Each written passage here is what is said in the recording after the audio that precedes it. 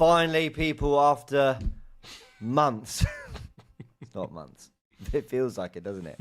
After weeks and weeks. In fact, I remember it was in Philadelphia, just before Cheesecake Factory, that the news came through from Fabrizio Romano. Arsenal really close to agreeing for you. Oh, great.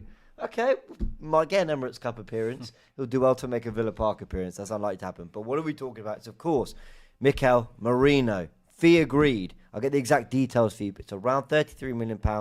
He is going to be an Arsenal player from Real Sociedad. He spent 6 seasons there. Of course, he was at Newcastle before that, so he doesn't come completely inexperienced when it comes to Premier League football. He'll be joining Mikel Arteta's men. And do you know why I'm excited about this deal? Not because we're signing a good player, people, but because for once, they're not either a 6 or a 10. They're an actual central midfielder. Yes. Thank you, Mikel. Can we predict how long it will take for the club to announce it from here? It's another 4 months away. But the thing I love, right? I kept saying, I think I said on Talking Transfers a while back, when Arteta, you were, player-wise, the profile we needed. An 8, as someone who did a bit of everything. Although some people will talk about level, I thought he was a good Premier League player, but that was the profile we needed. I said, Mikel, you need to sign yourself. So he just typed in Mikel, and he found the first Mikel he could find. And here he just ruined the welcome video. That was the whole angle of the welcome video. So he invented that Mikel Merino's name is the same as Mikel Arteta's name. Okay. And that's the angle. That's the only angle I had. If I'm honest. But I have seen it, and it's a great welcome video. But you know what I like though? We was talking about him a year ago, I think it was, or a couple of years ago. 2 years ago, yeah. I remember you mentioned him. Yeah, in terms of his potential options in midfield. I thought I'd bring that up because I always get clipped for the wrong thing. This time, Mikel seems to have listened. Get clipped for the right things. Laurie, let's get your reaction to 33.5 million euros plus 5 million in add-ons. We're looking at 28.4 plus 3 point something. Listen. Or 4 points. Anyway, £33 million we're looking at roughly. Original reports were saying that we were going to get the deal done at around 25 million. Of course, it's a little bit above that, but I don't think anyone is thinking this is a crazy price to pay for an experienced Spanish international. It's a good signing first and foremost. Someone that we need, like you said. We do need somebody in that role, the number 8, and so. Prices get inflated, as we all know, but at the end of the day, if we need the player, we need the player. So I'm all in favour of it. Yeah. By the way, I've just seen the comments. If there are any audio issues, we will, of course, try and get those resolved immediately. Reaction to the price, Cecil? I'm not as massively happy as the price as what it's now been agreed. At first, I was hearing 25 million euros, which is around 20, maybe 18 million pounds, and that's why I said, wow, that's really good business, big up the club for getting over the line. Now it's come to light that it's a bit more than that. It's still a low fee for a midfielder of his quality, but I just think I was so much assuming it was going to be 25 million euros. I was like, yeah, brilliant. Now it's gone up a little bit more, and with the add-ons, it's 32 potentially. Is that right? Is that what we'll end up being? I think with add-ons it'll be around a 33 million pounds. But yeah, so I mean, I suppose you get them add-ons if you do well, so it should be worth every penny. But yeah, I'm surprised it jumped. That's the only thing I know they're doing negotiations between the club and personal terms and all that. So I'm intrigued to see why it jumped so much. I think maybe the club just negotiated very well, their club, not ours.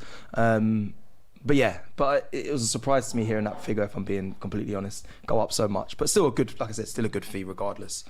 I mean, I'm okay with the fee, really. I mean, I think if it jumped to 40 million quid, I'd think, okay, wow. I mean, a year left on a deal.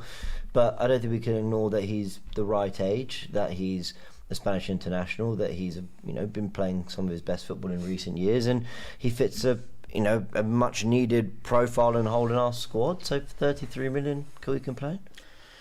No, it is what it is. The price is the price. I mean, I'm not happy about petrol prices. I've got to fill up my tank. At the end of the day, the price is the price. Actually, petrol prices have come way down. They have come down recently still. Yeah, but he's being tricked by the system. They bring it up to a certain level. They bring it down. You think it's down. It's still higher than it was before. You don't be tricked, Laurie, man. Let me teach you, guys. Right, let's move. Obviously, you can see the haggling was about the fee, because I think for a guy with a year left, Arsenal would have hoped to get it for lower. But as fans, people got it twisted yesterday on the breaking news with Robbie when I said, you know, when he tried to put it on me about Eddie, 15 mil I wanted, and we're getting 30 million for him. My thing is, the price is for the fans. We shouldn't worry about what they're actually spending on the player, as long as they believe that player is right. We shouldn't be worried about how much the player's going for, as long as, obviously, we worry because of the last few years, but we're also confident that this club has turned round on and off the pitch. So just do what you need to do. Whether Merino costs 33 mil. If he costs 12 mil, do you think the pressure's any different? No, because you are meant to be the answer for the 8, for the midfield. Whether you cost 12 mil or 100 mil, this signing needs to be one step closer to that league title. It doesn't matter about the price. So, it does affect a little bit though. 100, that's a big gap. He said 100 mil compared to. But, okay, 12. If we bought 100 mil or a 12 mil midfielder, what is the goal for Arsenal this year? Win the league, win right? the title. So the goal remains the same. But I'm not looking at Moreno and saying he gets us the league title. That's not a sign I say guaranteed he gets us the title. Why not? It adds to. Yeah, he has to. No, I think Why it adds not? because He's not. If anything, my thing to improve this Arsenal, but like most fans, is a striker. Again, that doesn't always guarantee you the league either. But I think adding him in doesn't say, oh, we're definitely now ready to go and compete against, and go and win the league, maybe against whether it's City or whatnot. This signing doesn't make me feel that way. I think if we get a few more through the door by the end of the closing the window, then that adds to it, and for me gets me over the line. But the small margin, I don't think Moreno for me guarantees us a No, nothing does. Yeah, City just signed Gundogan. Yeah, exactly. Nothing guarantees anything. But I do think, while Calafiori and Merino were positions-wise number 2 and 3 on my priority list, right? The forward was always number 1. You could even squeeze in a striker and a winger. In places 1 and 2. Facts. I would say that we are a better team for having Merino and Calafiori. I go into this season with higher expectations because we have those two players. A left-hand side that struggled to function last season. So much of our football played down the right. You got Merino and Calafiori, which should add a little bit more there. Things have gone up on that side of the pitch anyway over this pre-season without adding them to the squad. You've now got more numbers. I don't think we should be going to Carabao Cup, FA Cup games, maybe the odd Champions League game, worried so much about rotation, because there are players there that we've added now that give us something else. You could play Ødegaard, Partey, Rice on the Wednesday against Real Madrid, and then, I don't know, Vieira on Nwaneri with Jorginho and Merino. And you wouldn't rotate that much, but I'd still have a lot of expectation for that midfield 3. But does he start? He's not. Do you think he comes in and straight away takes that spot for, I'd say, with Partey? I think it still sticks with it. If Partey's fit, it's Partey, Rice and Ødegaard. I think it takes a bit of time for him to I don't think he even really it's a good question. Completely pushes out that midfield, if I'm honest. I think he does eventually. I think he a couple months. I think he definitely for rotation, like you said, in some of the big games, with cup games, cup runs, you can use him. But I don't know, I think it'll take, like you said a couple months. I think it'll take a bit of time. If Partey's fit, now that's always the biggest if. And if he is, I don't see him dislodging him at all. And I think he sticks with that strong midfield of Rice, Partey and Ødegaard. But we'll see.